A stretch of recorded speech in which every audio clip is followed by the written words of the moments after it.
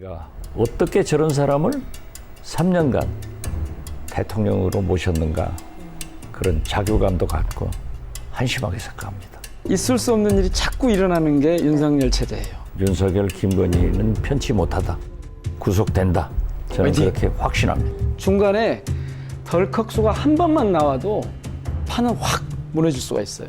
재판이 아니고 코미디죠. 여러분 안녕하십니까? 불법 계엄과 내란 혐의로 역사 속으로 퇴장한 윤석열 전 대통령. 헌정 질서를 무너뜨린 시도가 끝내 파면으로 이어졌습니다. 이제 조기 대선을 앞두고 대권주자들의 발걸음도 분주해지고 있는데요. 위기의 전국을 넘어 대한민국이 어떤 방향으로 나아가야 할지 오늘 두 분과 함께 짚어보도록 하겠습니다. 박지원 의원과 민영배 의원 모셨습니다. 안녕하십니까? 네, 안녕하세요. 네, 요즘 바쁘시겠지만요. 저희가 오늘 또 많은 주제를 또 이야기를 해야 되는데, 그 전에 일단 파면된 전 대통령 이야기부터 좀 하고 대선 이야기도 해보도록 하겠습니다. 헌재 파면 결정에 대해서 승복에 대한 메시지가 없었고요. 국민에 대한 사과도 없었습니다. 오로지 지지자에 대한 메시지만을 남겼는데, 이 부분에 대해서는 좀 어떻게 보시는지. 파면된 대통령이 성찰도 없고 사과도 없고 지금도 대통령입니다. 그래서 내각에 한덕수 대행이 하는 꼴, 그리고 특히 검찰도 보세요. 문재인 대통령 사이가 일하고 월급 받았는데 어떻게 그것이 뇌물입니까? 이런 문재인 주기가 계속되고 있는 것은 아직도 대통령은 윤석열이다. 그러니까 철저한 내란 종식과 정권 교체로 새로운 대한민국을 만드는데 우리 모두가 매진해야 된다. 저는 그런 각오를 가지고 있습니다. 네, 민영배 의원도 그때 당시에 또 단식도 하시고 몸도 많이 상하셨는데요. 그러니까 윤석열을 보면 자기가 어떤 상황인지를 너무 모르는 것 같아요. 그래서 자기가 지금 내란 대행 한덕수를 앞세워서 여전히 자기가 영향력이 있다. 그리고 나는 여기서 살아날 거다. 이런 착각 속에서 지금 그동안 헌재 그 갓난 신고 끝에 나온 파면 결정을 받아들이지 못하고 있는 그런 황당한 상황에 지금 처해 있다고 생각합니다. 지금 형사 재판도 진행이 되고 있는데 1차, 2차 두 분 다 보셨겠지만요. 1차 때는 90분 가까이 발언을 좀 많이 했었고 2차 때는 대폭 줄긴 했지만 그에 대한 좀 입장은 여전히 고수하고 있는 것 같은데 두 분께서 이 재판은 어떻게 보셨는지도 궁금한데요. 재판이 아니고 코미디죠. 어쩌면 그래도 명색이 전직 대통령인데 네. 저러한 모습을 국민한테 보일 수 있을까? 소위 조폭들도 보수가 책임을 지고 부하들을 건지려고 하잖아요. 그런데 대통령을 한 윤석열은 자기는 책임이 없고 구속된 부하들에게 다 책임을 전가하려고 하는 그런 파렴치한 언행을 보면은 우리가 어떻게 저런 사람을 3년간 대통령으로 모셨는가, 그런 자괴감도 갖고 한심하게 생각합니다. 지규현 부장판사 같은 경우에는 국민들이 이제 잊을 수 없는 이름이 됐습니다. 다시 재구속할 의지는 없는 걸까요, 검찰이? 없으니까 이렇게 놔두고 있는 네. 거죠. 있을 거면 처음부터 지기현 판사 같은 짓을 안 했을 거고 심우정이 즉시항고를 포기하는 일이 없었을 겁니다. 그러니까 네. 지기현 판사가 그렇게 풀어준 경우가 우리나라의 이 41년 만에 처음이잖아요. 그러니까 있을 수 없는 일이 자꾸 일어나는 게 윤석열 체제예요. 있을 수 없는 일이 자꾸 일어나. 근데 여기서 주의해야 될 점은 그런 사람들이 의외로, 즉 내란 잔당이 의외로 곳곳에 암약하고 있다. 요걸 재빨리 이른바 척결하지 않으면, 그들의 언어로 하자면 처단하지 않으면 우리가 앞으로 나가는데 되게 큰 장애물이 될 거다. 그런 염려가 있죠. 그렇지만 네. 검찰은 만약 정권 교체가 되면은 표변하는데 천재입니다. 그렇기 때문에 지금 현재 명태균 게이트에서 윤건희, 윤석열, 김건희의 선거 개입이나 여러 가지 비리가 쏟아져 나오고 있잖아요. 네, 지금 뭐 건진 법사 그러니까 논란도 커지고 있고, 예. 검찰에서 정권이 바뀌기 때문에 바뀌어가지고 추가 기소를 할 수 있고 추가로 네. 구속영장을 청구하면은 네. 저는 재구속된다 이렇게 보고 있습니다. 그러니까 압수수색 했으니까 지금 검찰한테 어느 정도 정보가 좀 많이 있지 않을까요? 많이 있는 게 아니라 다 풀고 있는 건 하려는 같지가 의지가 않은데. 없어서 그렇지 하려고만 하면 지금도 내일도 가능합니다 사실은. 근데 하지 않고 있는 거죠. 네. 지금 말씀하신 대로 그 바뀌면 곧바로 행동을 할 겁니다. 한 가지 주의할 점은 그 검찰의 그런 변신에 그동안 대한민국 정권이 여러 번 놀아났거든요. 네. 그 장난을 못 치게 하는 건 매우 중요합니다.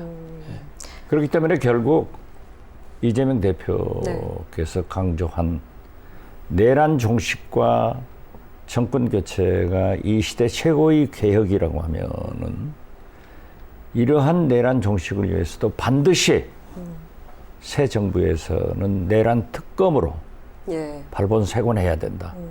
그러면은 윤석열, 김건희는 편치 못하다. 구속된다. 저는 화이팅! 그렇게 확신합니다. 그래서 제가 사실은 법안을 4월 4일 오전에 파면되는 날 그날 예. 오후에 발의를 해놨어요. 이와 관련된 법안을 내놓으셨잖아요. 예. 12.3 비상계엄 관련 예. 반헌법 행위자 처벌에 관한 특별법 서명해 주셨거든요. 네. 구체적으로 대 내용을 선배님께서 좀 소개해 주신다면요. 크게 두 가지예요. 하나는 진상. 그러니까 비상계엄에서부터 지금 이 내란 잔당까지 네. 어떤 일이 일어났는지 진상 조사하는 거고 두 번째는 거기에 가담자들 주동자는 물론이고 뭐 방조했거나 심지어 선전선동까지 포함해서 이 내란 세력을 뿌리를 뽑는 그 처벌하는 것, 그러니까 네. 진상규명과 처벌이라고 하는 이 두 개의 내용을 중심으로 해서 하여튼 다시는 이 나라에서 네. 그런 정말 반역사적인, 반체제적인, 반국가적인 도발이 일어나지 않도록 해보자 해서요. 말씀하신 대로 그 과정에서 특검이 미리 뭐 손을 이렇게 쓸 수도 있겠습니다만 국회 안에 이 조사 특위를 설치해서 행정부가 아니고 국회 안에 조사 네. 특위를 설치해서 이 내란 잔당 척결하는데 법적 근거를 만들어야 된다 이렇게 봅니다. 그 전에 아마 특검법이 돼서 말씀하신 대로 시작을 할 겁니다. 네. 그러니까 서명도 해주셨겠지만 지금 국민들이 불안한 것은 완전한 종식이 되지 않아서 불안감이 커지는 상황인데 고위공직자 그리고 포함된 모든 관계자들을 처벌하는 것에 있어서 앞으로 향후 수사는 어떻게 될 거라고 보시는지 궁금한데요. 검찰이 맡겨서는 안 돼요. 국민이 불신한다고요. 그리고 아무리 표변해도 검찰 스스로의 조직을 보호하려고 한다. 네. 이 검찰과 내통한 이러한 세력도 발본사건하기 위해서는 네. 어떠한 경우에도 특히 내란 수사는 수사권이 경찰만 가지고 있습니다. 그러니까 검찰이나 공수처는 가질 수가 없어요. 그러나 검찰은 영장 청구권도 기소권도 없기 때문에 검찰의 손을 빌리지 않고는 또 아무것도 못해요. 이러한 것을 특검법으로 하면은 네. 특검이 경찰, 검찰, 군검찰, 공수처 합동수사로 해서 윤건희도 구속하고 아까 우리 민영배 의원이 말씀하신 대로 산불도 중요하지만은 잔불이 중요한 거예요. 그래서 저는 내란 동조 세력이라고 그렇게 표현하는데 저는 내란 주체 세력입니다. 이 주체들을 하나도 빠짐없이 발본색원해서 구속 기소를 해서 형사처벌을 받아야 예. 역사상 다음에는 다시 윤석열 같은 대통령도 안 나오고 계엄도 하지 않는다. 이것이 민주주의를 지키는 길이다. 그래서 저는 내란 특검을 강력하게 촉구하고 있습니다. 네. 그러니까 지금 말씀 주신 예. 대로 내란 특검이 1단계예요. 네. 제가 말씀드린 특별법을 가지고 이 반헌법 행위자들을 조사하고 처벌하는 게 2단계예요. 네. 거기까지 가야 이게 전체적으로 되는데 여기서 이제 하나 중요하게 들여다봐야 될 건 말씀하신 대로 이걸 검찰에 맡기면 안 된다는 거예요. 이 사실이에요. 그래서 저도 그 특별법에 국수본이 이걸 주도하도록 해놨어요. 자, 그런데 지금 이제 우리나라에 굉장히 중요한 전환점이 있는 게 검찰 세력이 말이에요. 지난 한 20, 30년 동안에는 하위단이었어요. 그러니까 수구 카르텔의 하위단이었고 행동대장이었거든요. 근데 윤석열 정권이 들어오면서 검찰이 말씀하신 대로 주체가 됐어요. 그래서 사실은 내란의 주체예요. 네. 그런데 그쪽에 관한 수사가 이루어지지 않도록, 조사가 이루어지지 않도록 계속 방해하고 있는 거예요, 지금. 그래서 요 대목을 말씀하신 대로 특검 가지고 일단 접근해서 수술을 좀 하고, 그리고 광범위하게 다시는 이런 내란이 네. 발생하지 않도록 하는 그런 조치가 필요할 겁니다. 네. 검찰 개혁, 뭐 정치 검찰은 이제 사라져야 된다라는 뭐 이런 얘기를 나왔는데 내란 종식과 관련해서 개헌에 대한 좀 이야기도 좀 나눠보고 싶습니다. 민주당 토론회에서도 쟁점으로 됐던 것이 개헌과 관련된 내용이기도 했었는데요. 두 분께서는 이 개헌의 필요성과 뭐 시기, 내용과 관련해서 좀 어떤 의견을 가지고 계신지 궁금합니다. 저도 개헌론자입니다. 네.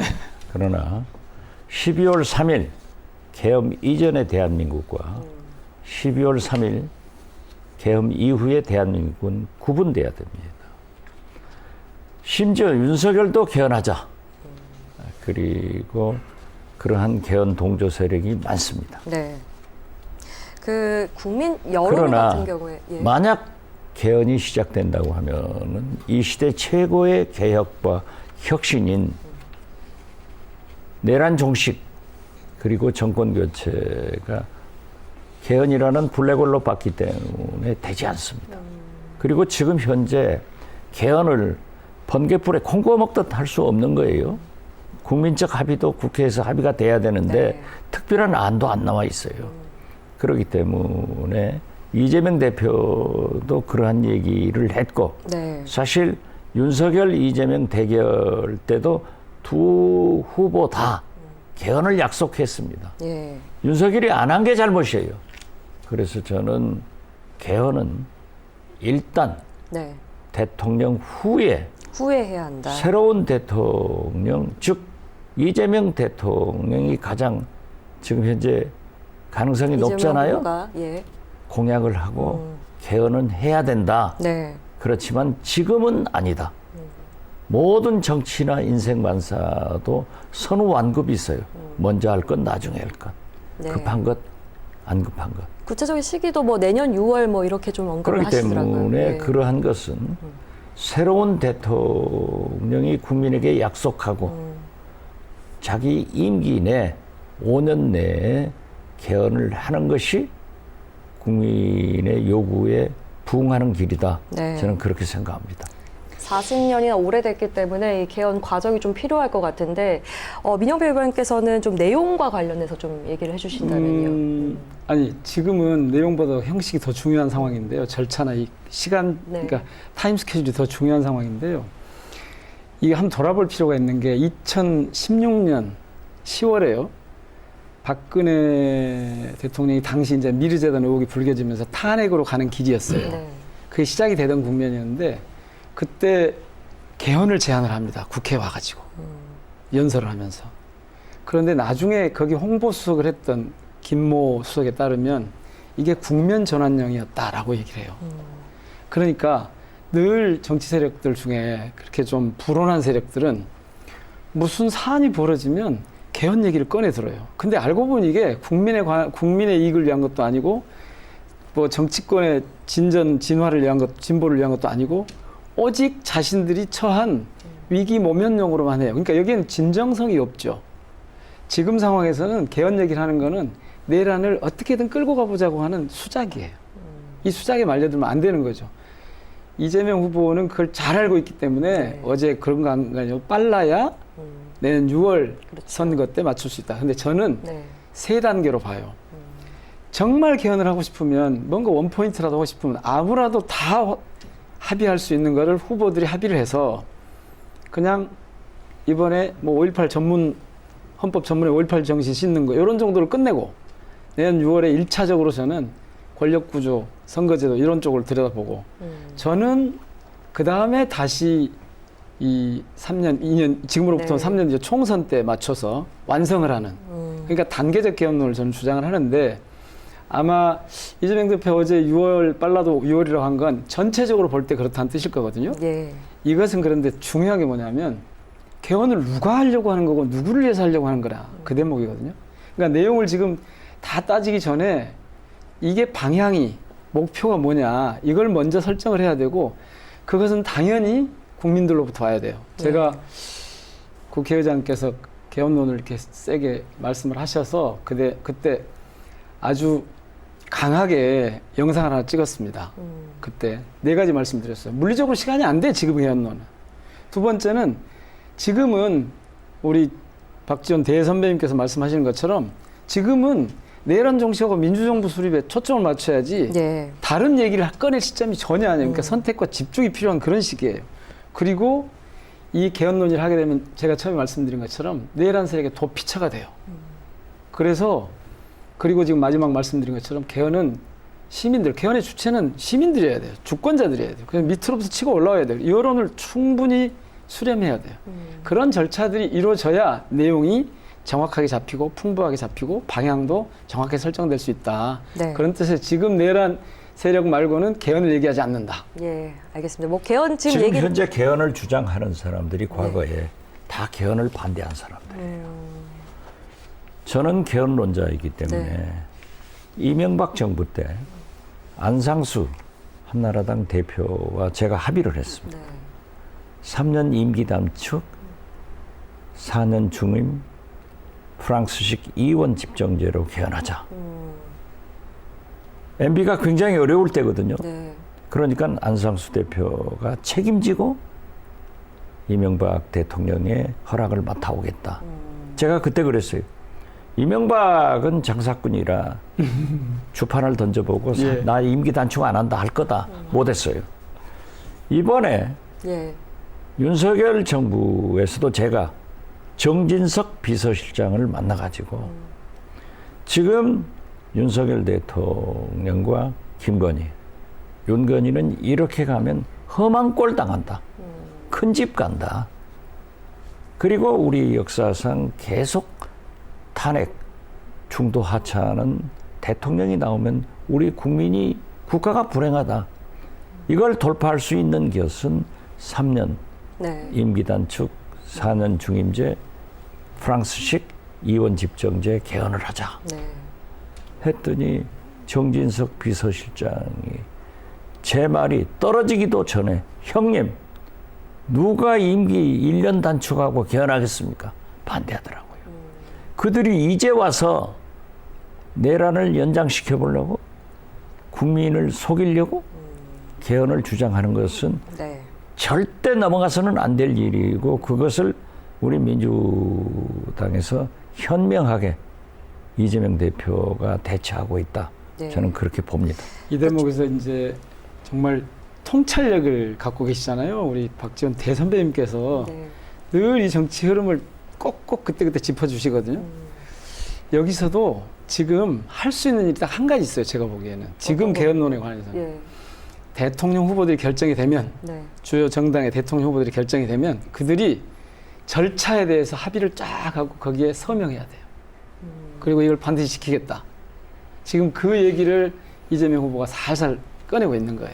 그래, 그러면 합의하자. 지금 이재명 후보는 잘하고 있다. 뭔가 네. 이게 주요 세력 간의 합의가 제일 중요한데 그 초석을 잘 다지고 있다. 이렇게 좀 얘기를 해주신 것 같고요. 저희가 일단 개헌으로 좀 내용이 좀 길어졌기 때문에 대선 이야기를 좀 넘어가도록 하겠습니다. 이번 대선 무엇보다 좀 의미가 있습니다. 민주당 먼저 보면요. 이재명 전 대표가 너무 이제 후보가 압도적이기 때문에 뭐 조용히 넘어가고 있는 상대적으로는 좀 관심은 좀 줄고 있어요. 왜냐하면 너무 압도적인 지지를 받고 있기 때문인데 두 후보는 어떻게 보시고 이번 대선 구도 좀 민주당에서는 어떻게 보시는지 궁금합니다. 그걸 예. 특히 우리 호남 지역에서 가장 조심해야 됩니다.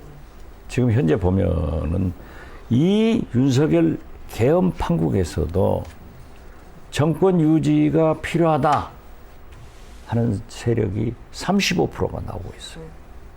그리고 정권 교체가 해야 된다가 55%밖에 안 돼요. 네. 사실 우리가 생각하면은 개헌, 윤석열 이건 100% 바꿔야 되는데 그런 소위 잔불들, 네. 잔재가 있단 말이에요. 그렇기 때문에 저는 지난번 대통령 선거도 결국 0.73%포인트 차이로 이재명 대표가 패배를 했는데 만약 우리 호남에서 김대중만큼 노무현만큼 이재명을 지지했다고 하면은 이재명이 지금 대통령입니다. 그리고 계엄 이런 거 안 났을 거예요. 이런 경제 판국이 없었을 거예요. 그래서 저는 어떤 경우에도 이러한 흐름을 보면은 51대 49 게임이다. 더 좀 디스카운트 하면은 50대 49 게임이다. 이렇게 보기 때문에 최선을 다해야 됩니다. 그리고 특히 호남에서 압도적 지지로 거듭 말씀드리지만은 김대중, 노무현만큼 이재명을 지지하지 않으면은 또 실패할 가능성이 높다. 그래서 저는 가장 중요한 것은 지금 이재명 대표가 압도적으로 높다고 해서 예. 골프나 선거는 고개 쳐들면 지어요. 건방 떨면 하루아침에 날아간다. 네. 그렇기 때문에 겸손하게 실수하지 않고 최선을 다하되 우리 호남에서도 진정한 내란 종식과 정권 교체 그리고 호남의 발전을 위해서도 압도적 지지를 보내달라. 예. 이렇게 호소합니다. 네. 그러니까 이 후보도 당내 경선보다는 좀 중도 확장에 좀 강조하고 있는데 민영배 의원 보시기에는 호남 민심 어떻게 보시는지요? 민주당을 향한 호남의 민심. 저는 저 박지원 선배님께서 네. 충분히 지금 상황과 의미를 말씀해 주셨다고 봅니다. 네. 그냥 일부 이 호사가들이나 또 뭔가 흥미를 유발하고 싶은 언론에서는 왜 이렇게 조용하지? 왜 이렇게 경쟁이 안 되지? 그렇게 이제 말씀들을 하시는데 제가 보기에는 구조적으로 지금 상황에서는 지금 진행되고 있는 이 경선이 너무 자연스러운 거예요. 왜냐하면 이 내란이라고 하는 비상계엄이라고 하는 역사적으로 정말 한 번도 겪지 못한 그러니까 계속 이 내란을 일으키고 비상계엄을 하면 친위 쿠데타를 하면 이를테면 성공을 했잖아요. 근데 이게 성공할 수 없는 상황인데도 이걸 했단 말이에요. 그래서 이 상황을 모든 국민들이 지금 어떻게든 이 상황을 이 진짜 이 죽음의 시간을 짐승 같은 시간을 지나고 싶어 해요. 그런데 여기서 당 내에서 무슨 쓸데없는 경쟁이 벌어져서 분열을 일으켜서 이렇게 되면 걱정되거든요. 그래서 마음이 하나로 모아진 그런 결과라고 봐야 된다고 보고요. 특히 그렇기 때문에 이번 저희 민주당 경선을 보시면 비방이 없잖아요. 예. 상호 비방이. 지지자들 간에 갈등도 없어요. 거의 없습니다. 왜 그럴까? 이게 방향이 하나로 쫙 잡혀 있는 거예요. 지금은 이 내란 종식이라고 하는 이 목표, 그리고 새로운 민주정부를 세워야 된다고 하는 이 목표에 모두가 마음이 모아져 있기 때문에 조용한 듯 하지만 밑에서는 아주 뜨겁게 통합된 그런 과정이어서 그 겉으로는 그렇게 그냥 심심해 보이는 그런 경선이 진행되고 있는데요. 내적으로는 저는 아주 뜨거운 그런 열기가 모아지고 있는 과정이다 이렇게 봅니다. 네.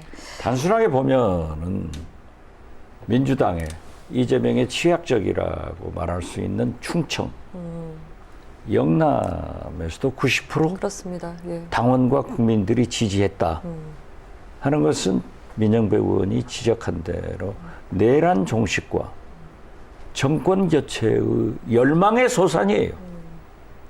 그렇습니다. 그렇기 때문에 저는 우리 호남에서도 수도권에서도 또 본선에서도 이러한 열망이 모아져야 된다.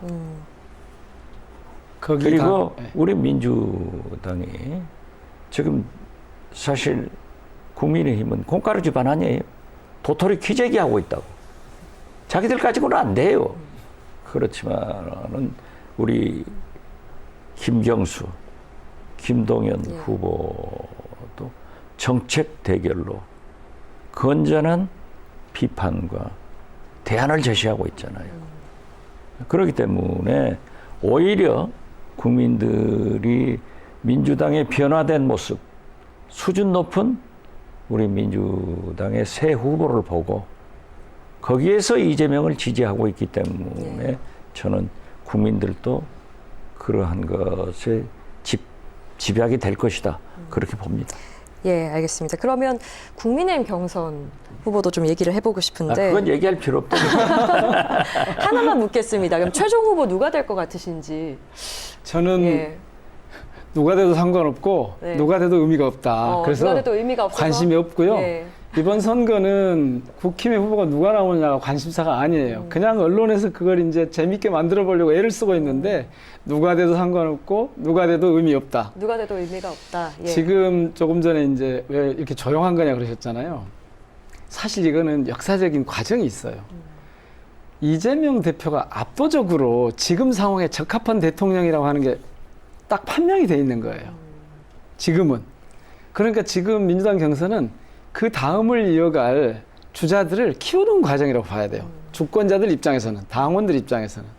그래서 지금은 압도적으로 이재명 대표의 그런 흐름, 지지의 그런 흐름을 호남이 세게 뒷받침해주는, 특히 광주 전남에서 세게 뒷받침해주는 게 지금 박지원 선배님 말씀하신 것 같은 그런 차원에서 의미가 있어요. 특히 이제는 그동안 이렇게 다녀보니까 호남민들이 광주 전남 분들이 뭐라고 하시냐면 두 가지 얘기를 들어요. 하나는 전에는 저만 보면 잘 좀 싸우라고 계속 독촉을 하셨어요. 근데 요새는 고생하셨다 이런 얘기를 좀 하셔요. 꽤 하셔요. 그리고 전에는 계속 나무라셨는데 그 나무라신 것의 배경이 뭐냐면 야 우리가 민주당에 그렇게 헌신적으로 지지해줬는데 민주당이 뭐 했는데 지금 그 말씀을 하고 계세요. 두 번째는. 그러니까 민주당에 대한 칭찬이 약간 생겼고 민주당한테 우리가 되게 정말 충성스럽게 민주당을 지지해 줬잖아요. 우리가 국힘 계열을 지지할 이유가 없잖아요. 그래서 안 한 건데 그런데 상대적으로 민주당이나 민주당 출신 대통령이 광주에 전남에 전북에 잘해줬어? 이걸 지금 묻고 계시더라고요. 그러니까 우리는 이번 기회에 그 준비를 해야 되고 그런 과정에서 민주당에 대해서 민주당 후보에 대해서 압도적인 지지를 좀 보내주면 좀 당당하게 요구할 수 있겠잖아요. 네. 잘해 이렇게 요구를 딱 할 수가 있죠. 그래서 저는 이번 선거에서는 뭐 경선이든 네. 본선이든 높은 투표율, 압도적인 지지 지금 95%라고 자꾸 우리 박지원 선배님 말씀하고 다니시던데 하여튼 그러니까 노무현 김대중 대통령 때처럼 그렇게 좀 해보자고 그러시던데 100% 동의합니다. 그래야 우리가 조금 큰 소리를 조금 더 세게 칠 수가 있습니다. 호남의 당연하죠. 투표율을 높여야 한다. 그런데 진돗개가 네. 왜 쥐를 잘 잡는지 아세요? 왜일까요? 쥐를 쫓아갑니다. 네. 그런데 쥐가 쥐구멍으로 싹 들어가 버려요. 그러면 진돗개는 거기에서 숨도 죽이고 쥐가 나올 때까지 기다리는 거예요. 아, 쥐가 안심하고 이제 개가 갔겠지 네. 하고 나오다가 탁 잡히는 거예요. 아, 그래서 선거는 예. 마지막까지 최선을 다해야 혼신의 노력을 다해야 돼. 네.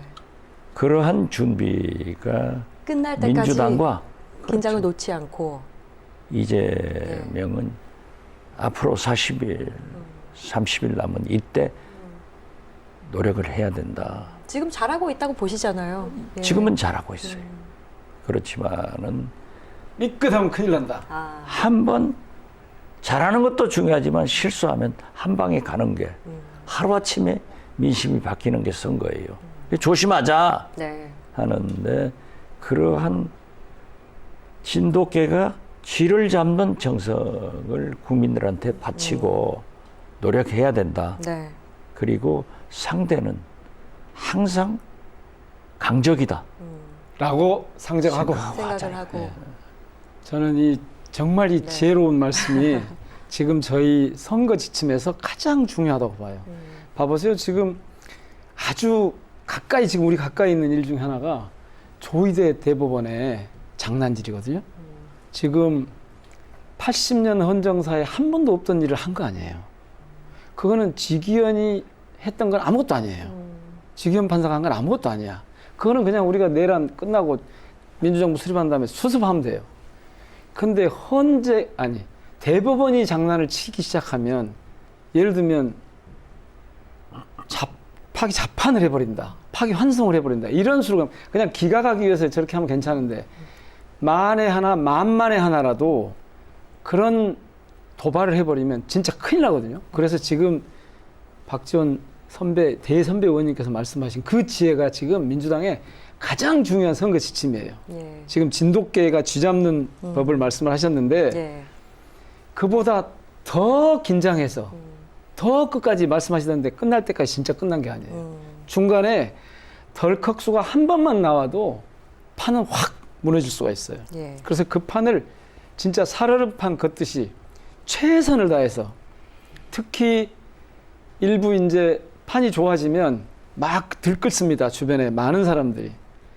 아까 저기 휴게실에 앉아서 말씀하시던데 주변에 그런 혹시 생길지도 모르는 그런 걸 사전에 점검하는 그 지혜가 지금 두 가지. 그러니까 하나는 최선을 다한다. 네. 혹시 생길지도 모르는 덜컥수가 나오지 않도록 사전 예방한다. 요것이 지금 저희 민주당의 가장 중요한 선거 지침이라고 봅니다. 네. 지금 민영배 의원께서 대법원 얘기를 하니까 잠깐 한마디만 하고 가겠습니다. 예. 한마디만 하시죠. 이재명 대표의 선거법 항소심 고등법원 무죄를 예. 전원 합의부로 넘겨서 설왕설래하고 있어요. 네. 지금 이례적으로 좀 속행을 하고 있지 그렇죠. 않습니까? 속행하고 빨리빨리 진행되고 있는데 대법원 전원 합의부로 넘기는 것은 잘 아시겠지만은 세 가지 이유가 있습니다. 예. 첫째는 소부에서 합의를 못 볼 때. 두 번째는 판례를 변경해야 될 필요성이 있을 때. 세 번째는 대법원장이 직권으로 하는 거예요. 그런데 이번에 조희대 대법원장이 제가 정통한 소식통에 약 3주 전에 소부 주심 대법관이 결정할 부담을 덜어주자. 예. 그래서 전원 합의부로 넘기지만은 이것이 파기환송 예. 될 리는 전혀 없습니다. 그리고 원심 확정이다. 예. 그렇기 때문에 우리는 경계는 놓치지 않지만은 법원을 그렇게 비난할 필요 없다. 저는 그렇게 생각하고요. 예. 그 결과가 그 증거가 헌법재판소 보세요. 정영식 재판관이 제가 탐문한 바에 의하면은 보수고 보수 측에서 임명된 헌법재판관인데 주심 아니에요. 이분이 어떻게 이것을 각하 기각 의견서 결정문을 쓰겠느냐. 못한다. 그러한 것들을 탐문해서 저는 줄기차게 8대 0을 주장한 거예요. 예. 때로는 5대 3도 나왔지만은 정영식 재판관이 쓴 결정문이 얼마나 쉽고 국민을 감동시켰어요. 네. 그렇기 때문에 검찰과 달리 사법부는 그래도 양심이 있다. 지켜보면 그래서 되겠다. 혹시 염려하는 시청자나 우리 국민이 있다가 하면은 이재명은 대법원에서 네. 파기환송 안 된다. 원심 확정된다. 무죄가 된다. 그냥 이렇게 지켜보시라. 믿어도 예. 박지원의 명예를 걸고 말씀드립니다. 여기서 종료를 하겠고요. 넘어갔을 때 이제 대선 이후를 좀 그래도 마지막으로 좀 짚고 넘어가고 싶습니다. 우리 정부가 이제 풀어나가야 최우선 과제 대선 이후에 하나만 꼽자면 박정희 의원께서는 어떤 걸로 보시나요? 경제죠. 난국을 어떻게 극복하느냐죠. 지금 현재는 IMF 때보다도 더 경제 상황이 나쁩니다. 여기에 트럼프의 관세 폭탄까지 방위비 부담, 알래스카 LNG 투자해라 이러한 것을 어떻게 슬기롭게 새로운 대통령이 극복하느냐. 그럼 여기서 우리가 김대중 대통령의 리더십을 생각해야 됩니다. 김대중 대통령은 국민 통합을 통해서 국민의 금모으기로 외환위기를 극복하도록 정치적으로 풀었습니다. 그렇기 때문에 만약 이재명 대표가 대통령이 되더라도 지금 현재도 이재명 대표가 잘하고 있는 것은 김대중의 길을 가고 있는 거예요. 중도 보수의 길을 가고 있는 거예요. 그러면서도 아래로도 클릭해서 소외계층을 보듬는 네. 그런 따뜻함을 보여주고 있는데 저는 IMF 외환위기 극복을 했던 우리 민주당의 경험과 특히 이재명 대표가 인사가 만사입니다. 좋은 사람들을 써서 이 경제난국을 극복해야 된다. 예. 마치 김대중 대통령은 이규성 당시 기재부 장관, 이헌재 금융위원장이 우리 편이 아니었습니다. 이해창 편이었어요. 그쪽 선거운동 하신 분들이었어요. 그러나 김대중 대통령은 그 두 분을 모셔다가 마치 민정당 출신 대통령 비서실장, 국정원장을 시키듯 가리지 않고 잘 썼어요. 그래서 저는 이재명 대표도 엊그제 말씀하셨더라고요. 보수건 진보건 가리지 않겠다. 일 잘하는 능력 있는 사람을 함께 하겠다라고 했기 때문에 그러한 지혜를 발휘해서 좋은 경제부총리 같은 사람을 딱 앉혀서 시장도 공직사회도 국민도 안정시켜서 경제를 잘 풀어가야 한다. 그렇게 생각합니다. 네. 야, 우리 박지원 이 대선배님은 이 두뇌가 아직도 청년이신 것 같아요. 그 옛날 것을 그렇게 다 아니, 기억하셔가지고 지금 필요한 걸 딱 끄집어내서 딱딱 제시하시는 거 보면 저 민영배 형님 보세요. 와, 진짜 서로 머리가 하얗잖아요. 형님이시군요. 지금 예. 이 상황에서 굉장히 중요한 한 가지가 뭐냐면 네. 지금 민생 회복, 경제 회복이라고 정확하게 짚으셨거든요. 맞습니다. 예. 최근에 그 어느 방송사에서 여론조사를 했던데 보니까요. 네. 두 개만 골라보세요. 차기 대통령이 뭘 하면 좋겠습니까? 맨 먼저 뭘 하면 좋겠습니까? 두 개만 골라주십시오. 그랬더니 네. 1차 선택에서 무려 40%가 경제 회복을 꼽았어요. 2위까지 하면 63%예요. 근데 여기서 중요한 건 뭐냐면 이념 성향하고 아무 상관없이 다 이 문제를 중요하게 여긴다는 거예요. 그러니까 진보 쪽에서는 65%, 중도 쪽에서는 62%, 보수 쪽에서도 62%가 경제 회복이라고 얘기해요. 그래서 지금 이재명 대표가 먹사이즘, 잘사이즘을 딱 들고 나오는 거예요. 이 흐름을 정확하게 잇고 있는 거죠. 그래서 이재명 대통령 당선 가능성이 제일 높잖아요.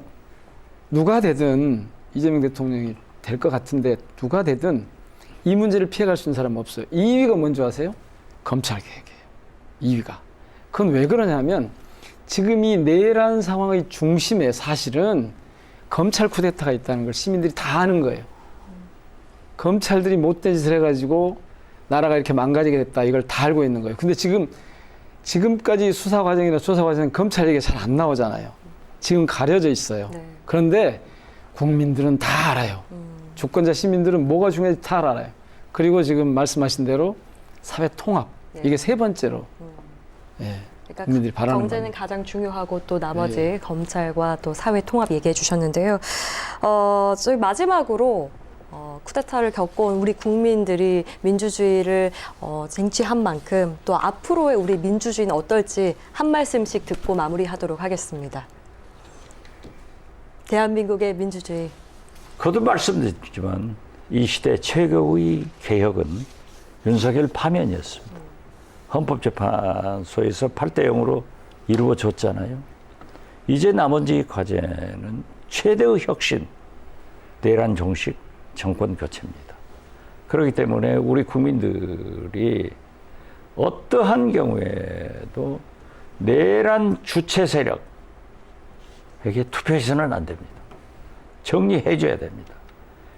국민의힘은 국민의 힘으로 역사 속으로 보내줘야 됩니다. 그래서 정권 교체에 모든 힘을 경주하자 이렇게 말씀드립니다. 네. 민영배 의원께서도 저는 두 가지 명제를 말씀드리고 싶어요. 하나는 민주주의는 완성된 게 아니고 진행형이다. 또 하나는 민주주의는 그 자체로 밥이다. 그러니까 우리는 이런 친위 쿠데타가 일어나리라고 상상을 못했거든요. 계엄 선포 있을 거다 어쩌고 했지만 이런 내란 상황이 올 거라고 아무도 상상하지 못했습니다. 그런데 옵니다. 그리고 지금 진행되고 있는 그 지기현 판사, 심우정 총장 이런 사람들이 하고 있는 걸 보면 지금 조희대 대법원장까지 하는 사람들 걸 보면 한 번도 우리가 경험하지 못한 일을 아무렇지도 않게 합니다. 그래서 민주주의는 끊임없이 진행되는 과정이고 그 진행형을 잘 관리해가고 갖고 가야 됩니다. 그런 측면이 하나 있고 또 하나는 그래서 사실은 경제 회복을 하려면 이 민주주의 회복이 경제 회복의 시작이에요. 그래서 민주주의 자체가 밥이다. 민주주의가 우리의 먹사니즘, 잘사니즘을 해결하는 출발점이다. 즉 정치는 어쩌면 더 큰 경제입니다. 그래서 우리가 이 민주주의를 앞으로 잘 갖고 나가는데 전력 투구를 앞으로 계속 해야 된다고 봅니다. 네, 알겠습니다. 마지막으로 예. 이재명 후보에 대해서 예. 상당한 국민들이 불안하다, 의심스럽다 이런 우려를 제기합니다. 김대중 대통령에서 얼마나 모략했습니까? 빨갱이다. 그렇지만 대통령 대해서 성공한 대통령이 누굽니까? 저는 이재명은 제2의 김대중이다. 전혀 불안해할 필요가 없습니다. 그리고 국민의힘은 권력에 순종하는 DNA가 있지만은 민주당은 권력에 저항하는 DNA가 있습니다. 이재명이 대통령 되는 것은 민주당이 대통령이 되는 거고 시스템이 집권하는 거예요. 만약 이재명 대통령이 잘못한다고 하면은 민주당 보십시오. 철하에 김영삼, 김대중, 노무현도 쫓아냈습니다. 그래서 그러한 불안은 김대중을 보고 김대중이 성공한 대통령이 됐다는 것을 아신다고 하면은 제2의 김대중, 이재명에 불안할 필요 없다 하는 말씀을 첨언합니다. 네, 진짜로 알겠습니다. 마지막으로. 시기가 시기인 만큼 네, 한 번만 듣고 한마디로. 마무리하도록 그러니까 하겠습니다. 예. 지금 말씀하신 저거 있잖아요. 불안감 어쩌고 이게 다 조작이라는 점을 국민들이 다 알아요. 앞으로 이제 조사를 해봐도 그러겠지만 계속해서 김대중 대통령을 빨갱이로 몰았잖아요. 계속해서 이재명 대표가 무슨 불안한 사법 리스크가 있다고 이게 다 조작이에요. 상대방이 정치적으로 공격하고 있는 것일 뿐이다. 그걸 다 아십니다, 국민들이. 국민들께 진심 어린 두 분의 말씀 오늘 여기까지 듣겠습니다. 고맙습니다, 두 분. 네, 무너지는 위기의 전국에서도 침묵하지 않는 우리 국민이 민주주의를 지켜냈습니다. 앞으로 대한민국이 직면할 과제들이 많이 있죠. 국민을 두려워하고 또 대한민국의 미래를 열 수 있는 선택을 앞두고 있습니다. 오늘 두 분과의 대화가 중요한 시점에 놓인 우리 사회가 앞으로 나아갈 방향에 대해서 다시 한번 생각해 볼 수 있는 계기가 됐으면 좋겠습니다. 함께해 주신 여러분 고맙습니다.